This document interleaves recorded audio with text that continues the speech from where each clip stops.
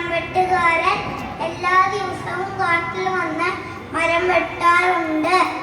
ഒരു ദിവസം മരം വെട്ടുകാരൻ മരം വെട്ടാൻ കാട്ടിലേക്ക് വന്നപ്പോൾ അയാളുടെ മഴു തെറിച്ച് നദിയിലേക്ക് പോയി. അയ്യോ, എന്റെ മഴുവിന് ഞാൻ എന്ത് ചെയ്യും? അപ്പൊ ഒരു ദേവത വന്നു. എന്താ നിനക്ക് വേണ്ടത്? ദേവതേ, എന്റെ ഒരു മഴു തെറിച്ച് നദിയിലേക്ക് പോയി, തരാമോ? അതിനെന്താ, തരാലോ.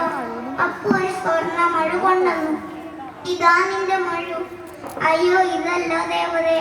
അപ്പൊ ഒന്നും കൂടിയും വെള്ളത്തിൽ പോയപ്പോ ഒരു വെള്ളി മഴ കൊണ്ടുവന്നു. ഇതാ നിന്റെ മഴു. അയ്യോ, ഇതൊന്നുമല്ല. ഒന്നും കൂടിയും വെള്ളത്തിലേ ഒഴുകിയപ്പോ സാധാരണ മഴ കൊണ്ടുവന്നു. ഇതാ നിന്റെ മഴു. അതേ ദേവത, ഇതാണ് എന്റെ മഴു.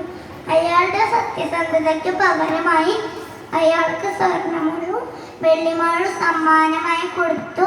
Thank you.